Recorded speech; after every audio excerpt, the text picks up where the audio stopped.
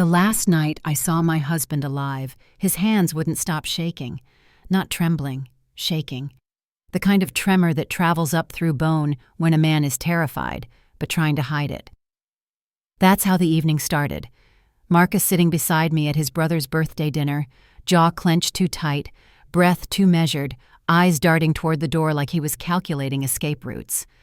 I'm Elena Roberts, and this is the story of how my husband's final act of love became a battlefield, because the people who shared his blood believed they could erase his last wish. The dining room at the Roberts family estate was too bright. Every chandelier blazed overhead like an interrogation room. The air smelled of rosemary lamb and aged wine, but underneath it all was something sharper, something metallic and sour. Fear. Marcus's fear. It radiated off him like heat. His mother, Catherine, sat at the head of the table with a smile that never reached her eyes. His father, Richard, kept asking questions about asset distribution and long-term planning in a tone too casual for the weight of the words. And his brother Raymond watched Marcus the way a predator watches prey that's already wounded. Then it happened. Marcus's hand slipped under the table and gripped mine, hard, desperate. His thumb tapped against my wrist twice, sharp, frantic. Not affection. A warning. I glanced at him, but he wouldn't meet my eyes. His knee bounced under the table, fast and uncontrollable. Sweat beaded at his temple despite the air conditioning. He leaned toward me, his voice barely a whisper. "Elena, don't contradict anything I say tonight. Just trust me." My chest tightened. "Marcus, what's happening?" He shook his head once, a tiny, sharp motion that told me to stop asking. Across the table, Raymond stood without excusing himself. He walked toward the hallway with the kind of calm that felt rehearsed, like a man checking on a plan already set in motion. Catherine dabbed her lips with a linen napkin, her gaze never leaving Marcus's face. Richard swirled his wine glass slowly, eyes calculating. I felt the room tightening around us like a noose. Then Marcus slid something into my palm beneath the napkin. Small, hard, rectangular. A storage drive. His fingers pressed it into my hand with a force that felt like desperation. "If anything happens," he whispered, voice breaking at the edges, "this proves my intentions. Don't let them twist it." My throat closed. "Happens? What do you mean, happens?" But before I could speak, Raymond returned from the hallway. His face was unreadable, but his jaw was tight. Too tight. Marcus stood abruptly. His chair scraped across the marble floor, slicing through the polite murmur of conversation. "Long day," he said, voice shaking. "I need some air." No one spoke. No one moved. Catherine's fork hovered above her plate. Richard set down his wine glass with a soft clink. Raymond's eyes followed Marcus like a hunter tracking movement. Marcus leaned down and kissed my forehead. His lips were cold. His breath hitched. "We'll talk when we get home," he whispered. "I promise." He walked out. The door closed behind him with a quiet, final click. And that was the last time I ever saw my husband alive. The moment I stepped outside the Roberts estate, the air felt different, heavier. Like the night itself knew something I hadn't caught up to yet. I clutched my purse tight, feeling the hard edge of the storage drive pressing through the leather. My hands wouldn't stop shaking. I didn't look at it. I didn't want to know what Marcus was so afraid of. Not yet. Not while my heart was still hammering against my ribs. I walked to the car and sat in the driver's seat without starting the engine. The silence pressed in around me. I grabbed my phone and called Marcus. Ring. Ring. Voicemail. His voice played, warm, steady, recorded long before fear ever touched him. It hit my chest like a fist. I hung up and called again and again. By the fourth call, my hands were shaking so badly I pressed the wrong contact twice. Nothing. He wasn't picking up. The silence felt wrong. Too wrong for a night like this. I drove home on autopilot, every red light stretching longer than the one before it. The house felt empty when I walked in. I didn't turn on the lights. I didn't want brightness. I wanted answers. I sat on the edge of the couch and replayed the dinner over and over. His cold hand, his trembling voice, that quiet whisper he used like someone might hear him if he breathed too loud. I should have followed him out. I should have insisted he talk. I should have taken his hand and pulled him away from that table and never looked back. Regret doesn't wait for forgiveness. It punishes first, explains later. Hours passed without my permission. The clock ticked in a strange rhythm. I kept my eyes on the door like he might walk through it. At 2:11 a.m., I called again. Voicemail. At 2:47 a.m., I called again. Voicemail. At 3:30 a.m., my mind finally admitted something my heart didn't want to believe. Marcus wasn't ignoring me. Something was wrong, but I didn't stop calling. Even when my battery flashed red, even when my fingers cramped, I kept pressing his name like repetition might bring him home. When the phone died, the silence felt alive. I plugged it in immediately and stared at the black screen until it flickered back to life. No missed calls, no texts, not even a scene on the last message I'd sent him. "Baby, please call me back. I'm worried." I didn't sleep.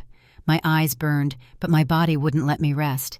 I sat by the window watching the sky turn from deep black to charcoal to the faintest bruised blue. The world was waking up. Birds started chirping. Cars began humming down the road. The streetlights faded one by one. Then my phone rang.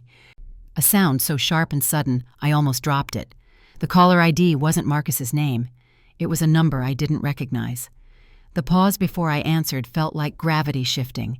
And then a voice, flat, official, cut straight through my chest. "Mrs. Roberts? This is the police. Your husband has been found. I'm sorry, ma'am. It appears he fell from the balcony." The drive to the Roberts estate felt unreal, like the world had tilted, and I was the only one sliding off its edge. By the time I pulled into the long driveway, police cruisers lined the entrance. Officers walked with practiced calm, their voices low, their steps measured. I parked crookedly and stepped out before my door even shut. A young officer approached, his hand raised gently. "Ma'am, we're handling everything.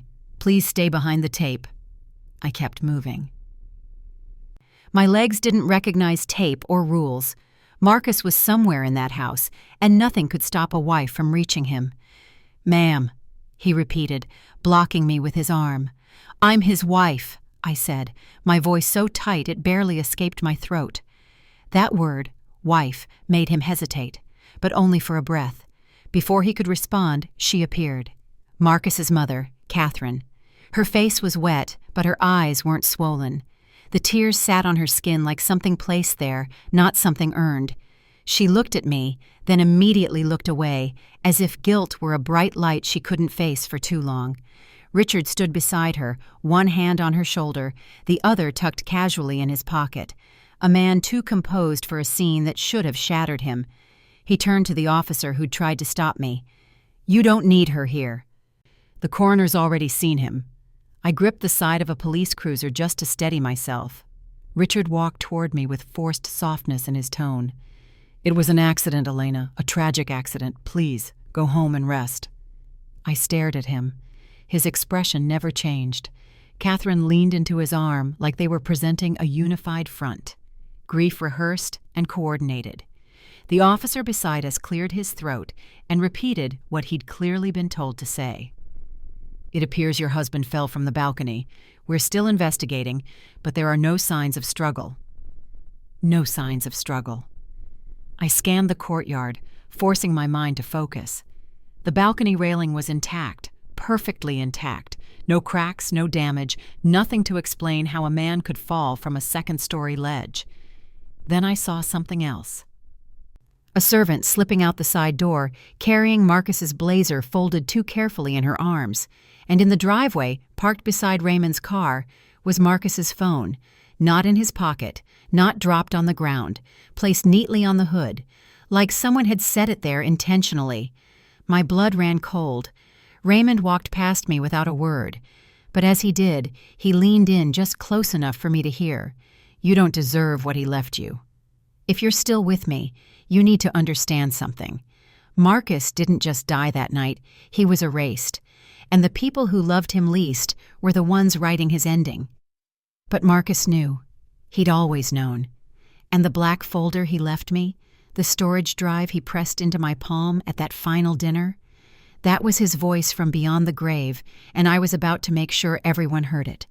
But I'm getting ahead of myself, because before the police, before the staged tears and the carefully placed phone, before Raymond's whispered threat in the driveway, there was one night, one conversation, one moment when Marcus tried to tell me everything, and I didn't understand the urgency behind his words. The night of the dinner. We didn't speak on the drive home. Marcus stared out the passenger window, his reflection ghostly against the dark glass. His jaw worked like he was chewing words he couldn't swallow. Every few seconds he'd glance at the rearview mirror, checking, always checking, like we were being followed. When we pulled into the driveway, he was out of the car before I'd even turned off the engine. By the time I walked through the front door, Marcus had already locked it behind me. The deadbolt, the chain, even the small latch we never used. Marcus! He moved past me without speaking, pulling curtains closed, twisting blinds shut. The living room dimmed until only the lamp by the couch cast a weak circle of light. Marcus, you're scaring me. He finally stopped moving.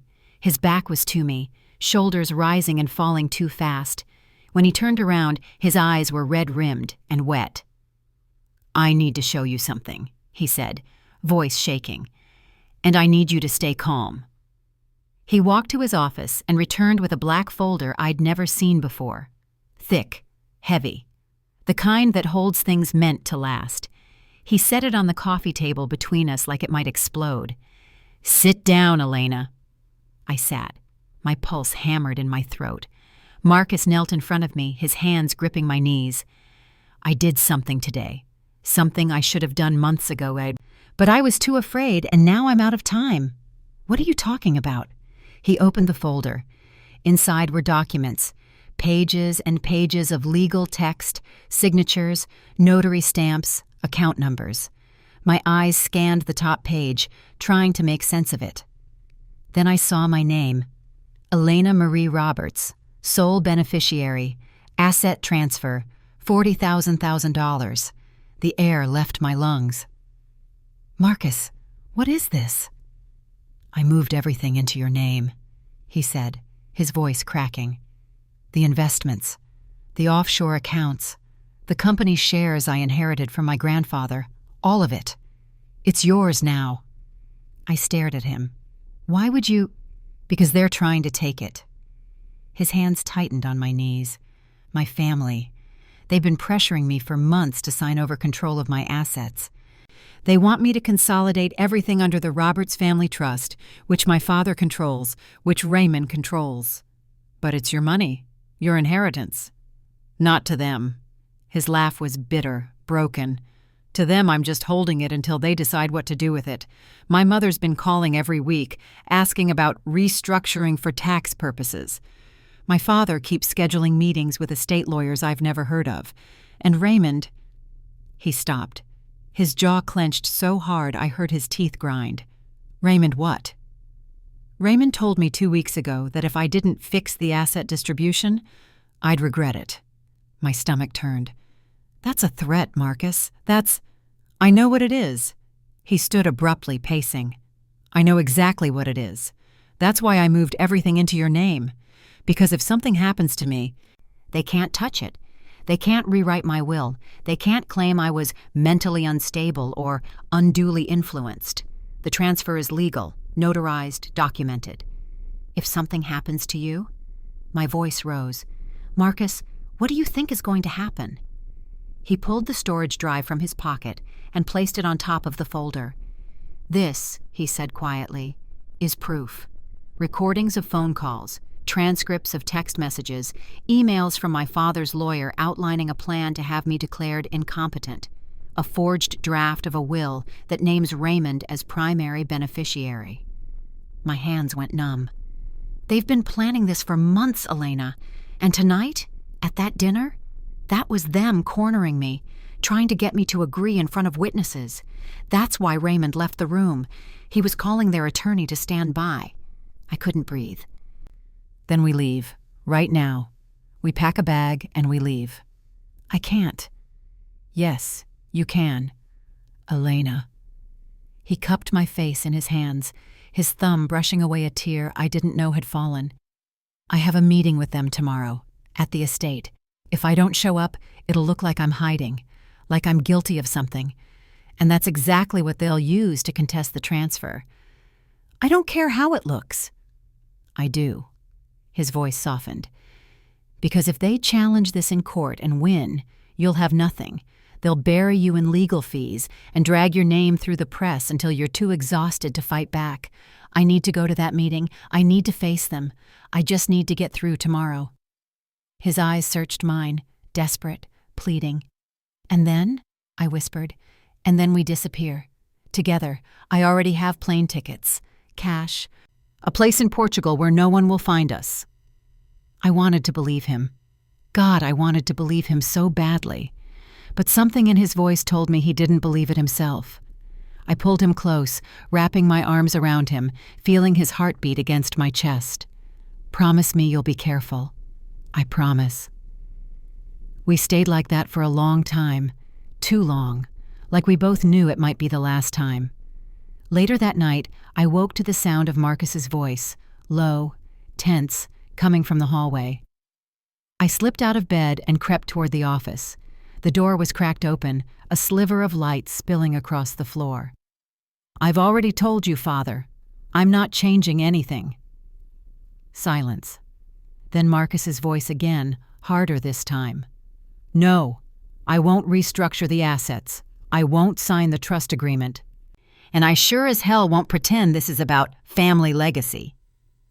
Another pause. Longer this time. When Marcus spoke again, his voice was shaking with anger, and something else, fear. You don't get to threaten me anymore. I've made my decision. The transfer is final. I heard a sharp intake of breath. Then quietly, almost too quietly to hear. Then I'm sorry it's come to this, son. The line went dead. Marcus stood in the dim glow of his desk lamp, phone pressed to his forehead, shoulders trembling. I didn't move. I didn't speak. I just watched my husband stand there in the dark. And I knew, deep in the marrow of my bones, that tomorrow everything would change. Marcus was already dressed when I woke up, not in his usual casual weekend clothes, a suit, dark navy, the one he wore to board meetings. The one that made him look like the heir to a fortune he never wanted. He stood at the bedroom window, staring out at the gray morning light. His reflection in the glass looked hollow, older than yesterday. "What time is it?" I asked, my voice thick with sleep. 6:30. Too early. The meeting wasn't until 10. I sat up slowly, dread settling in my chest like cold water. "Marcus, I have to go," he said, turning to face me. His smile didn't reach his eyes. "I want to get there early, clear my head, maybe walk the grounds before—" He didn't finish the sentence. I threw off the covers and crossed to him, taking his hands in mine. They were ice cold. "You don't have to do this. We can leave right now. Forget the meeting. Forget all of it." He pulled me close, pressing his forehead against mine. "I love you, Elena. More than I've ever loved anything in my life. Don't talk like that. I need you to know it." His voice cracked on the last word, and something inside me splintered. "Marcus, please." He kissed me, soft, desperate, like a man memorizing the taste of goodbye. When he pulled away, his eyes were wet. "I'll call you after," he whispered. "I promise." I followed him downstairs, my bare feet cold against the hardwood. He moved through the house like he was cataloging it, touching the banister, glancing at our wedding photo on the mantel, pausing at the doorway to the kitchen. Then he picked up the black folder from his office and placed it on the counter, deliberately, like setting down a shield. "Elena." His voice was steady now, too steady. "If anything happens, anything at all, you trust this folder. You trust the drive." Everything you need is in there. Every conversation, every threat, every lie they've told. My throat tightened. Nothing's going to happen. He didn't respond. He just looked at me with those sad, knowing eyes. Then he kissed my forehead, grabbed his keys, and walked out the door. I stood in the kitchen, staring at the black folder on the counter, and I knew, God help me, I knew, I'd never see him alive again. I tried to distract myself, cleaned the kitchen, made coffee I didn't drink, folded laundry that didn't need folding, but every few minutes I'd glance at the clock, then at my phone, 8:47 a.m., no messages, 9:23 a.m., nothing, 10:15 a.m., silence. By 11, my hands were shaking. I called him. It rang 4 times, then went to voicemail. I called again. Same thing. At 11:42 a.m., I told myself he was probably in the meeting. Phone off. Focused. Handling his family the way he'd planned. At 12:03 p.m., my phone rang. Unknown number. My stomach dropped. I answered on the first ring. Hello? A pause. Then a man's voice. Flat, rehearsed, detached. Mrs. Roberts? Yes. This is Officer Brennan with the county police. I'm calling about your husband, Marcus Roberts. The world tilted. What about him? Another pause. Too long, the kind that tells you everything before the words come. I'm very sorry, ma'am. Your husband has been found. There's been an accident. The phone slipped in my hand. I gripped it tighter, my knuckles white. What kind of accident? It appears he fell from a balcony at the Roberts family estate. Emergency services responded, but I'm sorry, he didn't survive. The kitchen spun. My knees buckled. I grabbed the counter to keep from falling. No, I whispered. No, that's not. He was just going to a meeting. He was fine. I understand this is difficult, Mrs. Roberts. If you're able, we'd like you to come to the estate. There are some questions we need to ask. Questions. Not condolences. Not explanations. Questions. I hung up without responding and ran for my keys. The drive to the Roberts estate felt like drowning. Every mile stretched longer than the last. My vision blurred.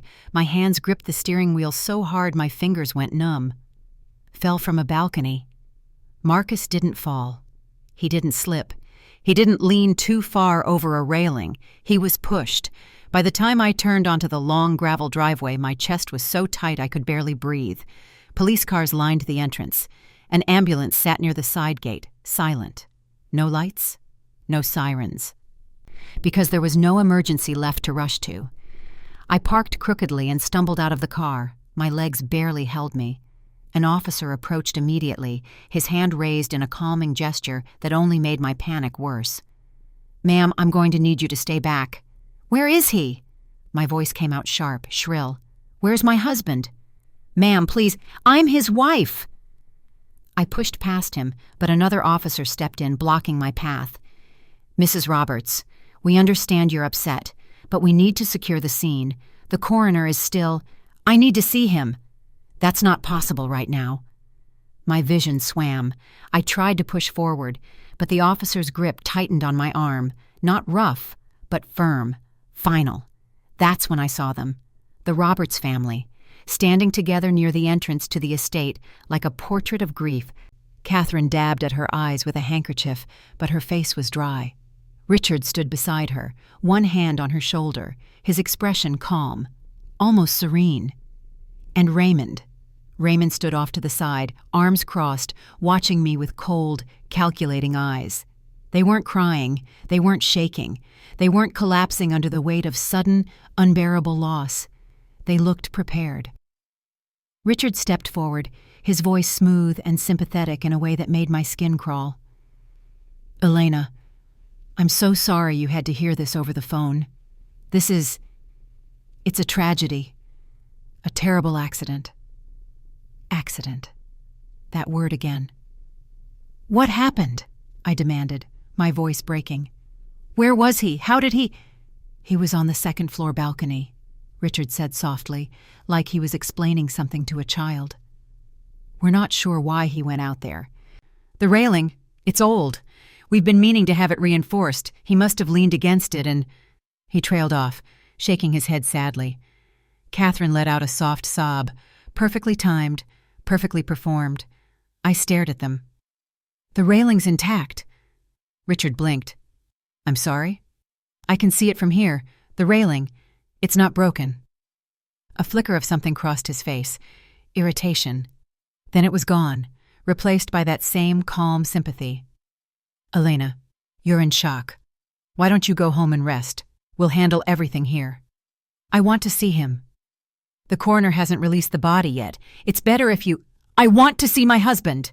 Richard's jaw tightened. Catherine turned away, pressing the handkerchief to her face. But Raymond stepped closer. He leaned in, just close enough for me to hear, and whispered, You won't keep a cent of what he left you. My blood turned to ice. He pulled back, his expression unreadable, and walked away. I stood there, frozen, as officers moved around me like I was invisible. Then I saw her, a servant, young, nervous, slipping out the side door of the estate. She clutched something dark against her chest. Marcus's blazer, the one he'd been wearing this morning. She glanced around quickly, then folded it and tucked it into a bag. But not before I saw it, the inside pocket. Empty. Marcus never left the house without his phone in that pocket. Never. I scanned the driveway, my heart pounding. And there, sitting on the hood of Raymond's car, placed too neatly, too deliberately, was Marcus's phone. Not dropped, not discarded, placed. My hands curled into fists. They didn't just let Marcus die. They erased him, and now they were erasing the evidence. I didn't sleep that night. How could I? Every time I closed my eyes, I saw Marcus's face in the kitchen that morning, the way he'd touched the banister like he was saying goodbye to it, the way his voice had cracked when he said, I love you, the way Raymond had whispered, You won't keep a cent of what he left you. I sat on the couch in the dark, the black folder open on my lap, reading through Marcus's notes by the glow of my phone. Page after page of documentation. Threats disguised as family concern. Pressure wrapped in politeness. A family that smiled while they sharpened their knives. By the time dawn broke, I'd read everything twice, and I understood. Marcus hadn't just been afraid. He'd been hunted. The doorbell rang at 9:00 a.m. I wasn't expecting anyone. I'd barely had the strength to change out of yesterday's clothes, let alone prepare for visitors. But when I opened the door, there they stood. Richard, Catherine, Raymond. And behind them, a man in an expensive suit carrying a leather briefcase. No condolences, no flowers, no pretense of mourning, just business. Elena, Richard said, his voice soft but firm. We need to talk. I didn't move from the doorway. About what? About Marcus's estate. May we come in? Every instinct screamed at me to slam the door in their faces, but I also knew that would only delay the inevitable. I stepped aside. They filed into my living room like they owned it. Catherine sat on the couch, smoothing her skirt with a practiced motion. Raymond stood by the window, arms crossed, watching me like a guard dog. Richard took the armchair, gesturing to the man in the suit. This is Thomas Harlan, Richard said, our family attorney. He's here to help us sort through some complications. I stayed standing. What complications? Harlan opened his briefcase and pulled out a thick stack of documents. He set them on the coffee table with a soft thud. Mrs. Roberts, he began, his tone clinical, detached. We understand you've been through a terrible loss, but there are urgent matters regarding your late husband's estate that require immediate attention.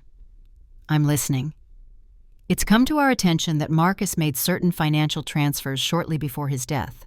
Significant transfers. Into your name. I said nothing. Harlan continued, sliding the documents toward me. These transfers were made under what we believe to be circumstances of extreme emotional distress. Marcus was struggling, mentally, emotionally. His family had been concerned about his state of mind for some time. My jaw tightened. Marcus was perfectly sound. Catherine let out a soft sigh, dabbing at her eyes with a tissue she'd pulled from her purse. Elena, dear, we know you want to believe that. But Marcus had been unwell, paranoid even, making rash decisions, saying things that didn't make sense. He made perfect sense to me. That's because you didn't see what we saw, Raymond said from the window, his voice cold. The late-night calls, the accusations, the way he'd lock himself in his office for hours, convinced we were plotting against him. I turned to face him. Maybe because you were. The room went silent. Richard cleared his throat, his calm mask slipping just slightly. Elena, we're not here to argue. We're here to help you. These transfers, they're not legally sound. Marcus wasn't in his right mind. Any court will see that. Then let them. Harlan leaned forward, his expression sharpening. Mrs. Roberts, I strongly advise you to reconsider. Contesting these transfers in court will be expensive, exhausting, and frankly, the outcome is already clear. Marcus's family has documentation proving his mental instability, medical records, witness statements, a pattern of erratic behavior dating back months. You're lying. We're prepared, Richard said quietly. The question is, are you? Catherine reached out, placing a hand on my arm. I flinched, but she held on, her grip soft but insistent.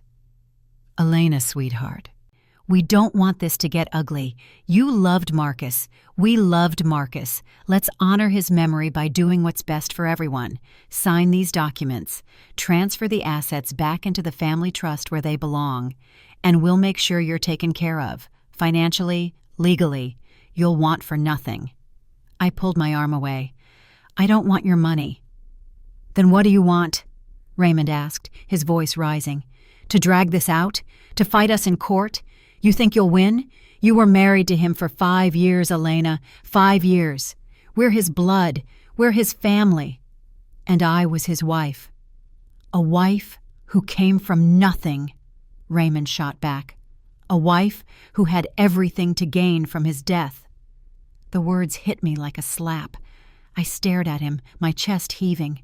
You think I think, Raymond said, stepping closer, that you saw an opportunity. A sick, vulnerable man, a fortune you'd never see otherwise, and you took advantage. That's enough, Raymond, Richard said sharply, but he didn't look at his son. He looked at me. No one's accusing you of anything, Elena, but you have to understand how this looks. A sudden transfer of assets, a tragic accident just days later.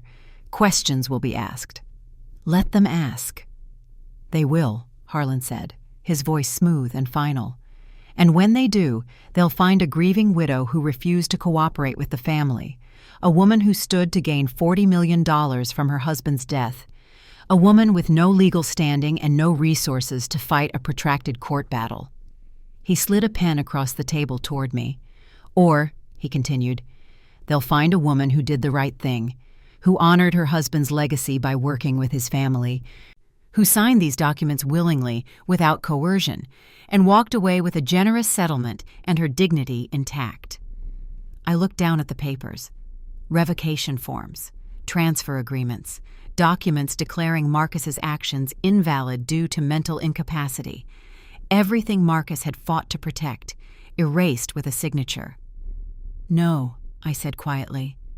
Richard's expression hardened. Elena, no. Catherine stood, her soft demeanor cracking. Don't be foolish, dear.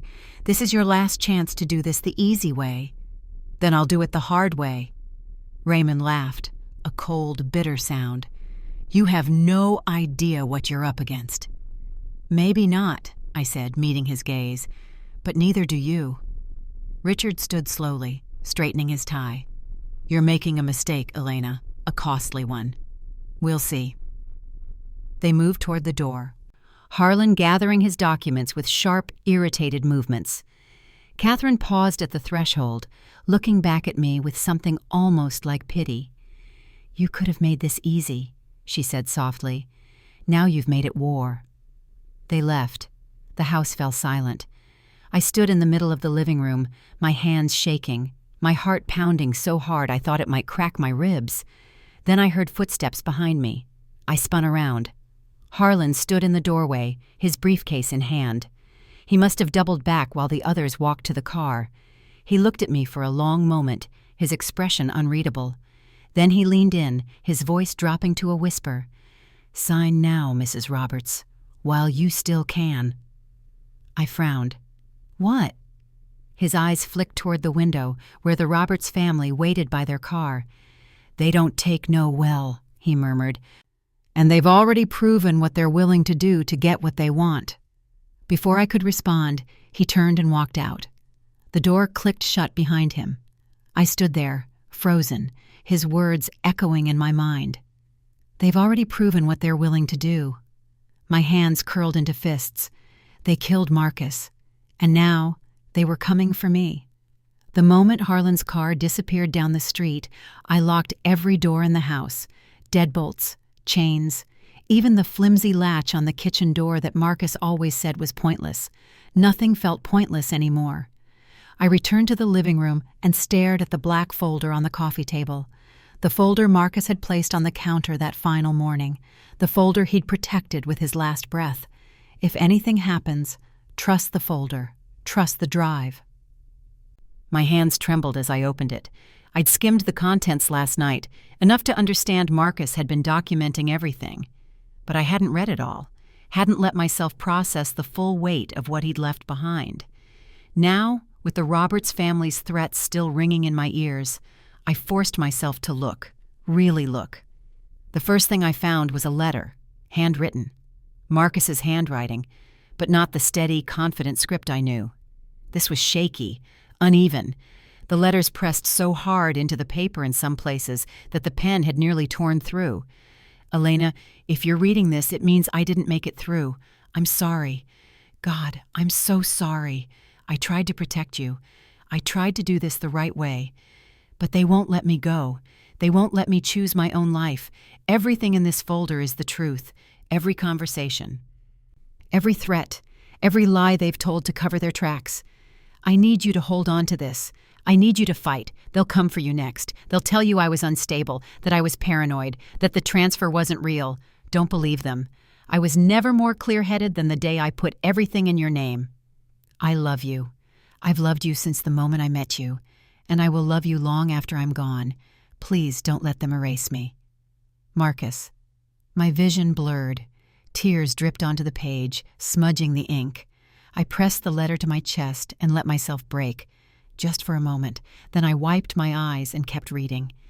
Behind the letter were notes, pages and pages of them, meetings Marcus had been forced into, dates, times, locations, who was present, what was said. March 12th, Father's office, 10 o'clock a.m. Told me the family legacy required consolidation of assets, said it was my responsibility to protect the Roberts name. When I refused, Father said, "You're being selfish, Marcus. This isn't just about you." April 3rd, Mother's estate. Lunch. Mother cried, said I was tearing the family apart. Raymond sat in silence, staring at me like I'd betrayed him. When I tried to leave, Father blocked the door. We're not done talking. April 28th, conference call with family attorney, presented with a revised estate plan. Didn't ask for my input, just told me where to sign. When I asked why Raymond's name was listed as primary beneficiary, Father said, "Because you're not thinking clearly." Each entry was more damning than the last. Pressure disguised as concern, manipulation wrapped in family loyalty, threats delivered with smiles. My hands shook as I turned the pages. Then I found the voicemails. Transcribed, printed, dated. April 30th, 11:47 p.m. Father, "Marcus, you need to stop being difficult. This is bigger than you, bigger than your marriage. Sign the papers and we can move on." May 5th, 2:13 a.m. Raymond, "You're making a mistake, little brother. A big one. Don't make us fix this for you." May 9th, 9:22 p.m. Mother, "Marcus, darling, you're not well. We're worried about you. Please let us help. Let us take care of things while you rest." Rest. The word felt like poison. They wanted him to rest, to step aside, to disappear quietly so they could take what they wanted without resistance. But Marcus hadn't rested. He'd documented everything. Near the bottom of the folder, I found an email, printed on crisp white paper. Sent from Richard Roberts to Thomas Harlan, the family attorney. Subject: asset distribution. Urgent. Thomas, we need this resolved before the weekend. Marcus is becoming increasingly unstable and uncooperative. I've attached a revised will for your review. Ensure all language is ironclad. If Marcus won't sign willingly, we'll need to explore alternative measures. This stays between us. Richard. I read it twice, then 3 times. Alternative measures. My stomach turned. This wasn't a family trying to protect their legacy. This was a family planning a takeover, and Marcus had been in their way. At the very bottom of the folder, tucked beneath everything else, was a document I almost missed. A will. But not Marcus's will, not the one he'd signed with his independent attorney. This one was different. The language was cold, clinical. And at the top, in bold letters, Last Will and Testament of Marcus James Roberts. I scanned the first page, then the second. My blood ran cold. This version named Raymond as the primary beneficiary of Marcus's estate. It transferred all assets, investments, company shares, property, directly into the Roberts Family Trust. It allocated a modest stipend to me, the widow, in recognition of her years of companionship. Companionship, not marriage, not partnership, companionship. At the bottom of the document was a signature line, Marcus's name, but the handwriting was wrong, too smooth, too confident, too perfect. I flipped to the next page and found Marcus's note, scrawled in the margins. This is not my signature. I never signed this. They forged it. Elena, if they try to use this, fight them. This is a lie. My hands trembled so badly the pages rattled. They hadn't just pressured Marcus, they'd forged his will. They'd rewritten his final wishes while he was still alive, planning to use it the moment he was gone. And when he refused to cooperate, when he transferred everything into my name to stop them, they killed him. I sat there, surrounded by pages of evidence, my mind racing. This was it. This was everything Marcus had tried to protect, everything he'd risked his life to document. Proof of coercion, proof of fraud, proof of intent. But it wasn't enough just to have it. I had to make sure the right people saw it. I had to make sure the Roberts family couldn't bury it the way they'd buried Marcus. I reached for my phone, my fingers hovering over the screen. Who could I call? Who could I trust? The police had already ruled Marcus's death an accident. The family attorney was working for them. Marcus's mother, his father, his brother, they were all complicit. I was alone, completely, terrifyingly alone. Then the doorbell rang. I froze. My heart slammed against my ribs. Slowly, I stood and moved toward the window, pulling the curtain back just enough to see. A black car sat in the driveway, the Roberts family car. They were back, and this time, they weren't here to ask. The doorbell rang again, harder this time, insistent. Then a fist pounded against the wood. "Elena!" Richard's voice boomed through the door. "Open up. We need to talk. Now." I didn't move. My eyes darted to the black folder spread across the coffee table. Marcus's letter, the transcribed threats, the forged will, and the storage drive, small, black, containing the recordings Marcus had risked everything to preserve. The pounding came again, louder. "Elena, don't make this difficult," Catherine called out, her voice strained. "We're not leaving until we settle this." My pulse hammered in my ears. I could pretend I wasn't home. I could call the police. I could run upstairs and lock myself in the bedroom like a coward.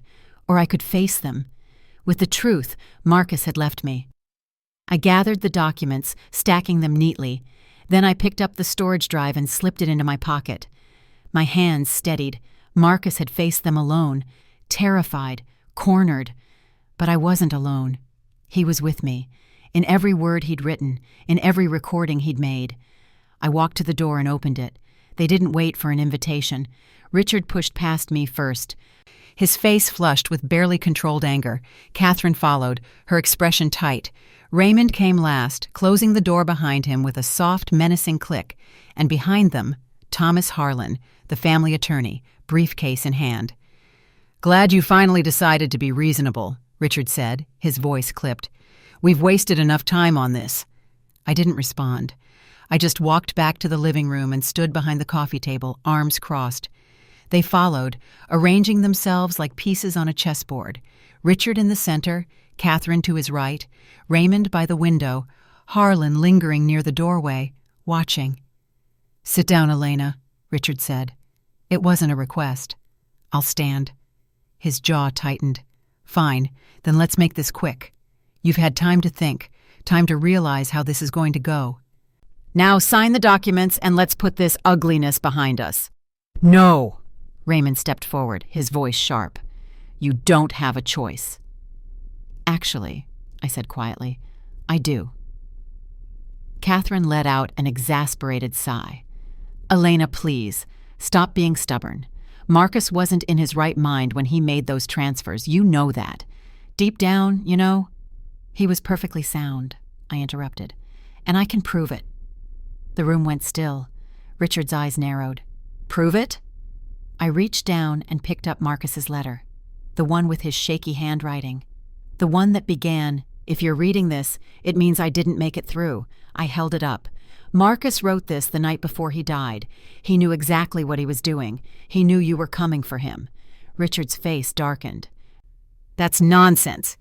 He documented everything." I set the letter on the table and picked up the meeting notes. Every conversation, every threat, every time you pressured him to sign over his assets. I slapped the pages down one by one. March 12th, you told him he was being selfish. April 3rd, you blocked the door when he tried to leave. April 28th, you told him he wasn't thinking clearly. Catherine's face paled. "Those were private family discussions. They were coercion." I picked up the transcribed voicemails. "And these? These are threats." I read aloud, my voice steady. "Don't make us fix this for you. That's Raymond. Let us take care of things while you rest. That's you, Catherine." Raymond's jaw clenched. "You're twisting his words." "Am I?" I picked up the email from Richard to Harlan. "What about this? If Marcus won't sign willingly, we'll need to explore alternative measures." Richard's face turned to stone. "Where did you get that?" "Marcus gave it to me, along with this." I pulled out the forged will and dropped it on the table like a grenade. The room exploded into chaos. "That's confidential," Harlan started. "That's fraud," I said coldly. "Marcus never signed this. You forged his signature to steal his estate." Catherine's hand flew to her mouth. "Elena, you don't understand." "I understand perfectly." My voice rose. "You wanted his money. You wanted control. And when he wouldn't give it to you, you decided to take it anyway." "Watch your mouth," Raymond snarled, stepping toward me. "Or what?" I shot back. "You'll push me off a balcony too?" The words hung in the air like smoke. Raymond froze. Catherine gasped. Richard's face went white. "How dare you!" Richard said, his voice shaking with rage. "Marcus's death was an accident, a tragedy." "It was murder." Silence. Complete, suffocating silence. Then Richard laughed, a cold, bitter sound. "You're delusional. Grief has made you paranoid, just like it made Marcus." "Marcus wasn't paranoid." I pulled the storage drive from my pocket and held it up. He was right. Harlan's eyes locked onto the drive, his face drained of color. "What is that?" Richard asked slowly. "Recordings," I said. "Audio files Marcus made of your phone calls, your threats, your plans." I walked to the laptop on the side table, plugged in the drive, and opened the first file. My finger hovered over the play button. "Don't," Richard warned, his voice low and dangerous. I pressed play. Marcus's voice filled the room, clear, steady, unmistakable. "Dad, I've already told you, I'm not signing anything. I'm not restructuring the assets. I'm not handing over control to you or Raymond or anyone else."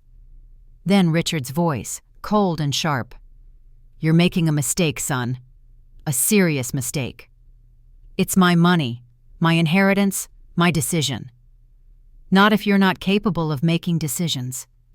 "What's that supposed to mean?" A long pause, then Richard's voice, quieter now, more dangerous. "It means you need to fix this, Marcus. Fix the asset distribution. Before the weekend." And if I don't? Another pause, heavier this time. Then I'm afraid you won't live to regret it. The recording cut off. The room was so quiet I could hear my own heartbeat. Catherine's face crumpled. Raymond backed toward the wall, his hands shaking. Richard stood frozen, his expression unreadable. Harlan moved first. He grabbed his briefcase and bolted for the door. "Thomas," Richard barked, "where the hell are you going?" Harlan didn't answer. He yanked the door open and ran. His footsteps echoed down the driveway. A car door slammed. Tires squealed. He was gone. Raymond turned on his father, his voice breaking. "You told me it was handled. You said there was no evidence." "Shut up," Richard hissed. "He recorded you," Raymond shouted. "He recorded everything." "I said shut up." Catherine sank into the couch, her hands covering her face. "What have we done? Oh, God, what have we done?" I stood there, the storage drive still in my hand, watching them fall apart. Richard turned to me, his face twisted with fury and desperation. "You don't know what you're doing," he said quietly. "If you take this to the police, you'll destroy this family. You'll destroy Marcus's legacy. Everything he built is already mine," I said. "He made sure of that." Richard's hands curled into fists. "You think you've won? You think this is over?" I met his gaze, unflinching. "No, but it's just beginning." His eyes burned with rage, but beneath it, I saw something else. Fear. For the first time since Marcus died, Richard Roberts was afraid. Catherine stood shakily, her voice barely a whisper. "We should go." "We're not going anywhere," Richard growled. "We're leaving," Catherine said, louder this time. She looked at me, her eyes wet. "Elena, Don't," I said flatly. "Don't apologize. Don't explain. Just get out of my house." Raymond moved toward the door first, then Catherine. Richard stayed where he was, staring at me with a hatred so raw it felt physical. "This isn't over," he said quietly. "You're right," I replied. "It's not." He turned and walked out. The door slammed behind him. I stood alone in the living room, the recording still playing softly in the background. Marcus's voice, Richard's threats, the truth laid bare. My hands were shaking, my legs felt weak, but I didn't collapse. I walked to the window and watched the Roberts family drive away. Then I picked up my phone and dialed the police. The police station smelled like old coffee and disinfectant. I sat in a gray plastic chair across from Detective Sarah Chen. The storage drive and black folders spread between us like evidence at trial. Because that's what they were. Evidence. Proof. The truth Marcus had died protecting. Detective Chen was younger than I expected, mid-30s, sharp-eyed, with the kind of focused intensity that made you believe she actually listened. She'd been taking notes for the past 20 minutes, her pen moving steadily across the page as I walked her through everything. The dinner, the threats, the forged will, the recordings, Marcus's death. When I finished, she set down her pen and leaned back in her chair. "Mrs. Roberts," she said carefully, "these are serious allegations." "They're not allegations. They're facts." She picked up the forged will, studying the signature at the bottom. "You're claiming this is a forgery?" "Marcus wrote that himself." I pointed to his note scrawled in the margin. "This is not my signature. I never signed this." Chen's jaw tightened. She reached for the storage drive. "And these recordings?" "Play them." She plugged the drive into her laptop. A moment later, Marcus's voice filled the small office. Clear, steady, undeniable. "Dad, I've already told you. I'm not signing anything." Richard's voice followed, cold and final. "Then I'm afraid you won't live to regret it." Chen's expression didn't change, but her knuckles went white around the edge of the desk. She played 3 more files, each one worse than the last. Threats disguised as concern, manipulation wrapped in family loyalty, a man being hunted by the people who should have protected him. When the last recording ended, Chen closed the laptop. "I need to make some calls." Within 2 hours, the station was a hive of activity. Forensic analysts arrived with equipment I didn't recognize. A handwriting expert was pulled from another case. The district attorney's office sent a prosecutor to review the recordings, and Detective Chen, she didn't leave my side. "We're reopening the investigation into your husband's death," she said, her voice firm. "As of now, this is being treated as a suspicious death pending further evidence." Suspicious death. Not an accident, not a tragedy. Suspicious. It wasn't justice. Not yet. But it was a start. Chen gestured toward the black folder. "I need to take these documents into evidence. Original copies, if you have them." "I do." "Good. And I'll need you to walk me through Marcus's last 24 hours. Every detail, every conversation, everything." I told her about the final dinner, the way Marcus's hands had shaken, the way he'd whispered his warning, the way Raymond had left the room to make a call. I told her about the morning Marcus died, the suit he wore, the way he'd kissed me goodbye, the black folder he'd left on the counter like a last will and testament, and I told her about the phone. "It was sitting on the hood of Raymond's car," I said. "Not dropped, not discarded, placed." Chen's eyes sharpened. "You're sure?" "I'm sure." She made a note, then looked up. "Mrs. Roberts, I'm going to need you to stay available. This investigation is going to move fast, and we may need you to testify." "I'll do whatever it takes." She nodded. "One more thing. Did Marcus have any enemies outside his family?" "No. He was quiet, private. He didn't make waves." "Then his family had the most to gain from his death." "Yes." Chen closed her notebook. "We'll be in touch." By the next morning, the investigation had escalated. Forensic experts confirmed what Marcus had claimed. The signature on the forged will didn't match his handwriting. The pressure, the slant, the flow, all wrong. A skilled forgery, but a forgery nonetheless. The district attorney issued subpoenas for the Roberts family's financial records, legal documents, and communications with their attorney, Thomas Harlan. And Detective Chen did something I didn't expect. She went to the Roberts estate, not to arrest anyone, not yet, to seize evidence, security footage, staff records, phone logs, every scrap of documentation that might explain what happened the morning Marcus died.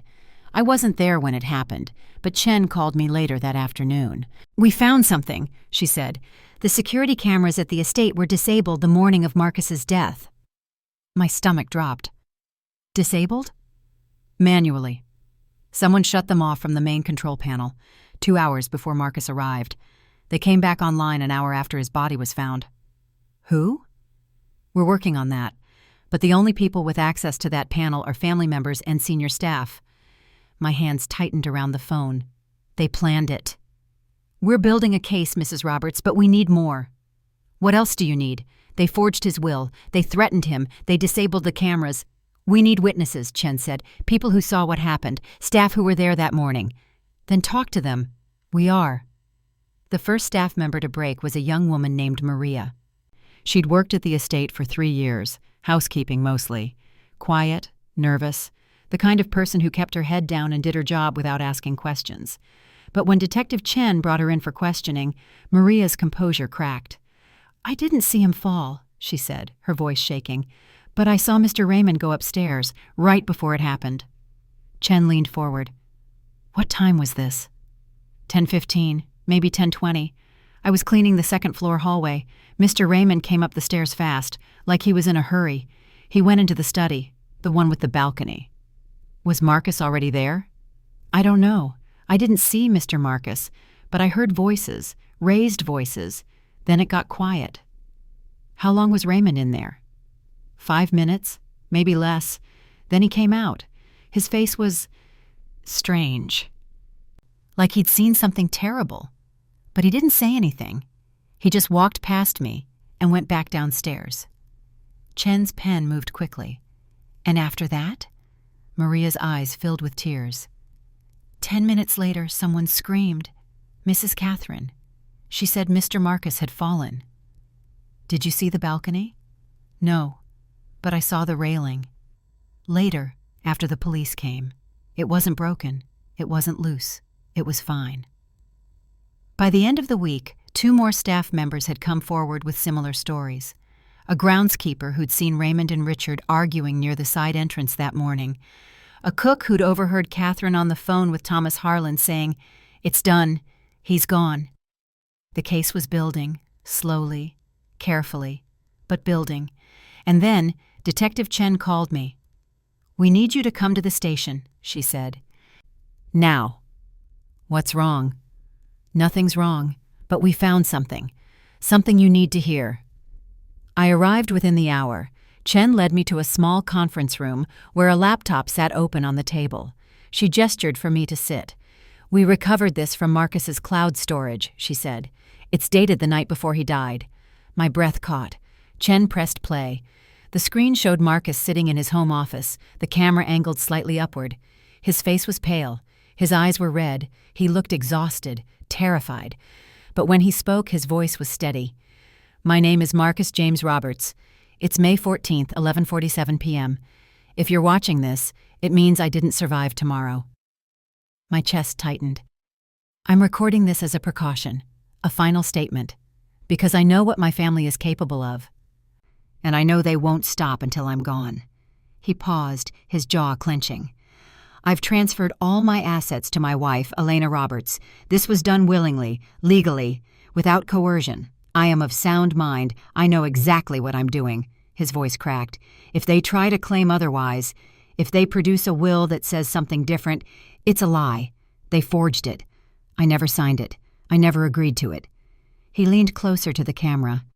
"Tomorrow, I'm meeting with my father and brother at the family estate. I don't want to go, but if I don't, they'll use it against me. They'll say I'm hiding, that I'm unstable." He took a shaky breath. "If something happens to me, if I fall, if I'm in an accident, if I die under any circumstances, it wasn't an accident." His eyes burned into the camera. "My family killed me. And I need someone to make sure they pay." The video ended. I sat there frozen, tears streaming down my face. Detective Chen's voice was soft. "Mrs. Roberts, we're arresting Raymond Roberts for obstruction of justice, and we're reopening the investigation into Marcus's death as a homicide." I looked up at her, my throat too tight to speak. "He's going to get justice," Chen said. "I promise you that." I nodded, my hands shaking. Marcus's voice echoed in my mind. "Make sure they pay." And I would. Detective Chen closed the laptop, but Marcus's face stayed burned into my vision. His red-rimmed eyes, his shaking voice, the way he'd leaned into the camera like he was reaching across time itself to warn me. "There's more," Chen said quietly. I looked up. "More?" She nodded toward the laptop. "That was just the introduction. He recorded for another 12 minutes. My stomach dropped. "I want to hear it." "Mrs. Roberts, I need to warn you. It's difficult. He knew what was coming. And he says things that, well, you should prepare yourself." "I don't need to prepare. I need to hear my husband's voice." Chen studied me for a moment, then pressed play again. The screen flickered back to life. Marcus was still sitting in his office, but now his hands were clasped together on the desk. Tight, like he was holding himself together by force. "If you're still watching," he began, his voice quieter now, "then you know what happened. They cornered me. They made it look like an accident.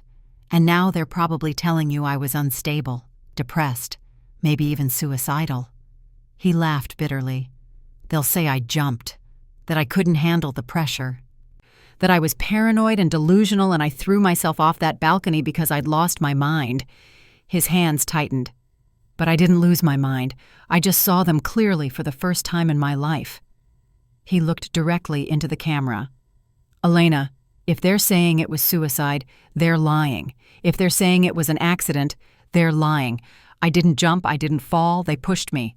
Or they will, tomorrow, at the estate." My breath hitched. "I know how this sounds," Marcus continued. "I know it sounds insane, but I've been documenting everything for months. The threats, the coercion, the forged will. It's all in the black folder. And if you're hearing this, you already know I'm not crazy." He paused, his jaw working. "Tomorrow, I'm meeting them at 10 a.m.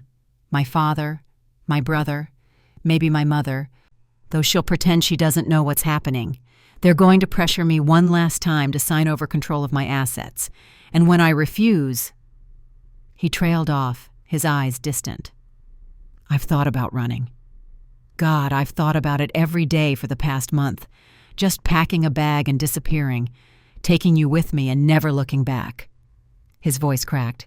"But they'd find us, and they'd use it against us. They'd say I was fleeing, that I was hiding assets, that I was guilty of something, and then they'd take everything anyway." He leaned forward, his hands pressing flat against the desk. "So I have to face them.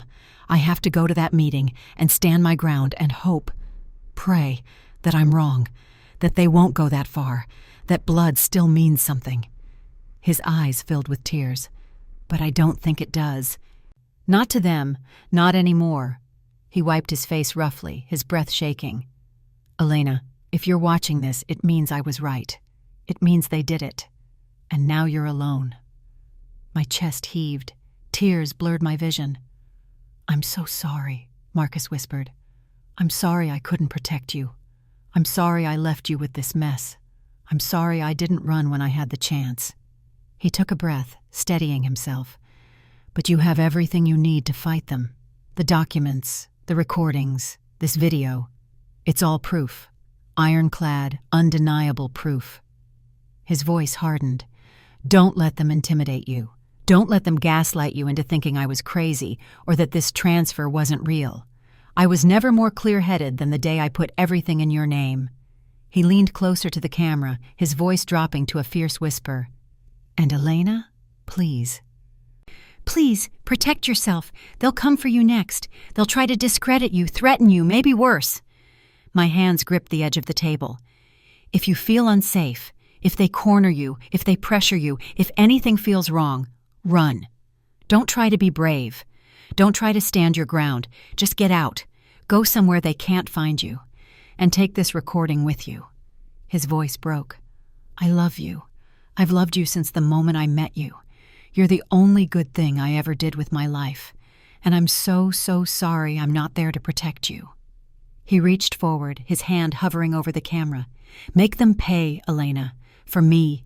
For us. For every lie they've told and every life they've ruined." His hand dropped. "Goodbye, my love." The screen went black. I sat in silence, my body shaking, tears streaming down my face. Detective Chen didn't speak. She just handed me a box of tissues and waited. When I finally found my voice, it came out raw and broken. He knew. He knew exactly what they were going to do. Yes, and he went anyway. Chen nodded slowly. "He thought if he didn't show up, they'd use it against you. He was trying to protect you. He shouldn't have gone." My voice rose. "He should have run. We could have disappeared together. We could have—" "Mrs. Roberts." Chen's tone was gentle but firm. "Marcus made his choice, and because of that choice, we have everything we need to bring them to justice." I looked up at her, my vision swimming. "This recording," she continued, "combined with the forensic evidence, the witness statements, and the forged documents, it's enough. We're filing homicide charges." My breath caught. "Against who?" "Richard Roberts, Raymond Roberts, and we're investigating Catherine Roberts as an accessory." The room spun. "When?" "The DA is drafting the charges now. Arrests will happen within 48 hours. I nodded, unable to speak. Chen leaned forward. "But Elena, we need you. This case hinges on your testimony. You're the one Marcus trusted with the evidence. You're the one who can walk a jury through what he documented. Without you, the defense will tear this apart." "I'll testify." "It won't be easy. The Roberts family has money, influence, high-powered attorneys. They'll attack your credibility. They'll claim you manipulated Marcus. They'll say you're after his money." "Let them." Chen studied me. "There's something else. The preliminary hearing is in 2 weeks. You'll have to face them. In court. Under oath." My stomach twisted. "Can you do that?"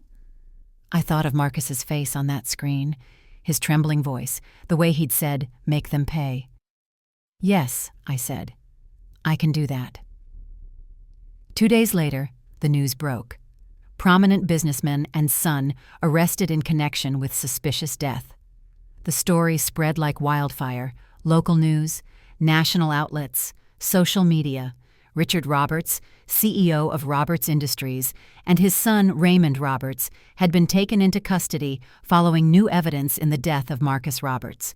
Charges included conspiracy, obstruction of justice, and suspicion of homicide. Catherine Roberts had not been charged, but was being questioned as a potential accessory. My phone exploded with calls.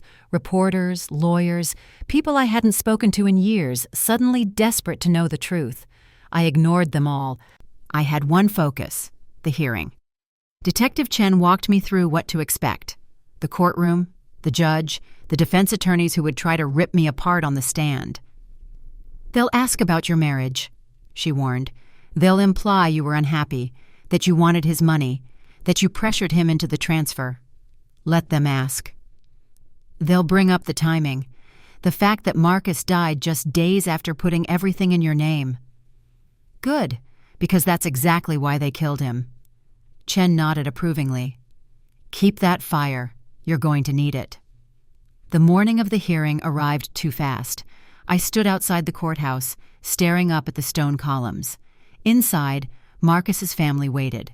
His killers. Detective Chen appeared at my side. "You ready?"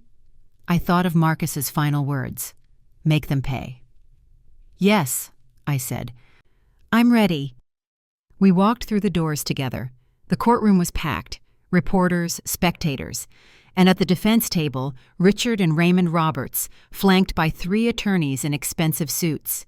Richard's eyes found mine across the room. Cold, hateful, unrepentant. I didn't look away. The bailiff called the room to order. "All rise." The judge entered, and the hearing began. And when they called my name, when I walked to the witness stand and placed my hand on the Bible, I felt Marcus with me. In every word I was about to speak, in every truth I was about to tell. "Mrs. Roberts," the prosecutor began, "can you tell the court about the night your husband gave you the black folder?" I looked directly at Richard, and I began to speak. The courtroom was silent as I took my seat in the witness box. Every eye in the room was on me. The judge, the jury, the reporters scribbling in their notebooks. And at the defense table, Richard and Raymond Roberts, sitting perfectly still, their faces carved from stone. But I didn't look at them.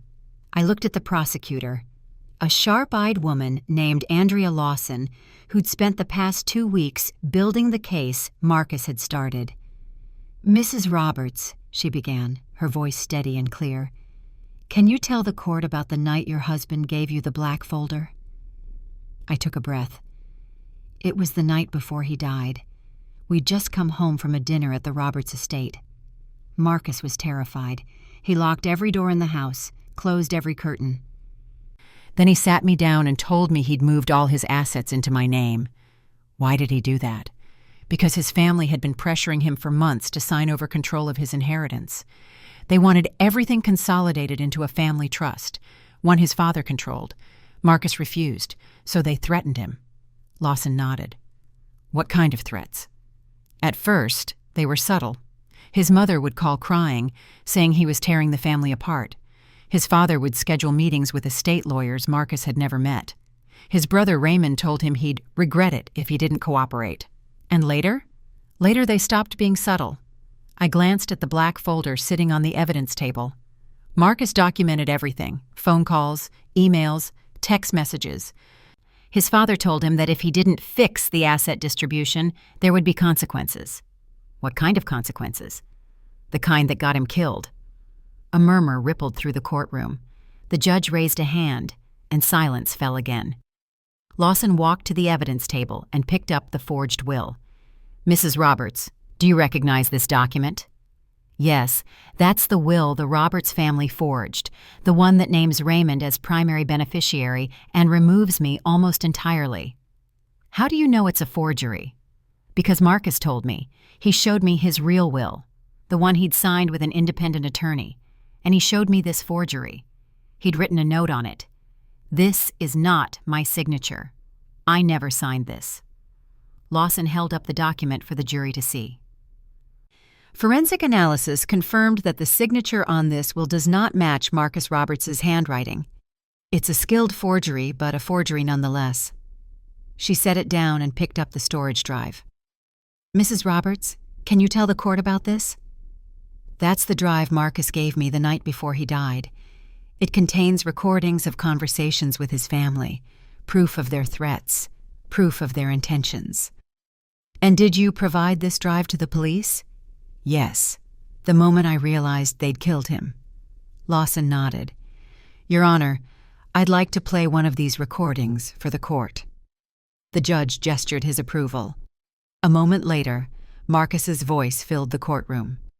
Dad, I've already told you, I'm not signing anything. Richard's voice followed, cold and final.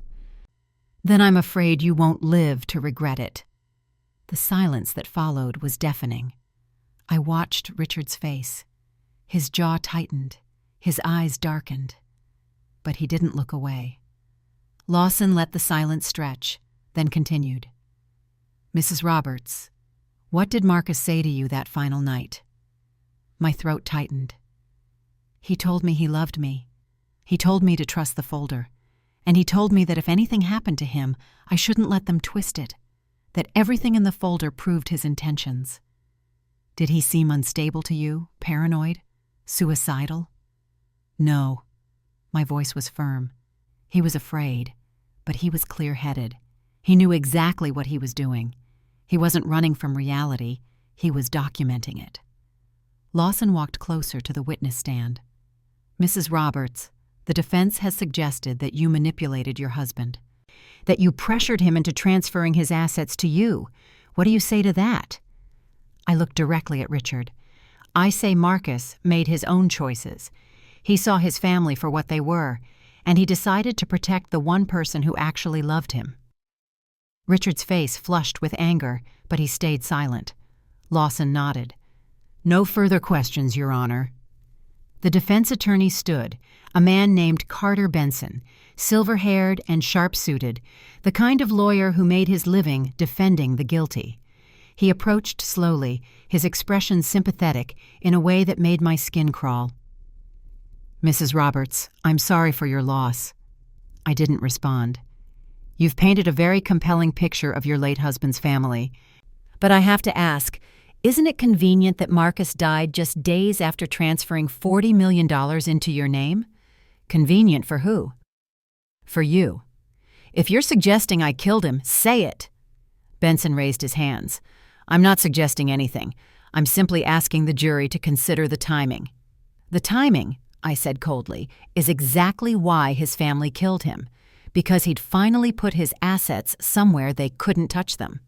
Or, Benson countered, the timing suggests that Marcus was under extreme stress, that he made an impulsive decision he might have regretted, and that stress led to a tragic accident. It wasn't an accident. How can you be sure? Because I know what they're capable of, because Marcus knew. Because he recorded a video the night before he died predicting exactly what would happen. Benson paused. A video? Yes, one where he said that if he died, it wouldn't be an accident, that his family would kill him and make it look like he fell. Benson's confidence faltered, just slightly. No further questions, he said quickly, returning to his seat. The trial lasted 3 more days. Witnesses testified. Forensic experts confirmed the forged signatures. Staff members described what they'd seen the morning Marcus died. And when the final arguments were made, the jury deliberated for 6 hours. When they returned, the verdict was unanimous. Richard Roberts, guilty of conspiracy to commit murder, guilty of fraud, guilty of obstruction of justice. Raymond Roberts, guilty of conspiracy, guilty of obstruction. Catherine Roberts had taken a plea deal in exchange for testimony against her husband and son. She'd admitted to knowing about the plan, but claimed she'd tried to stop it.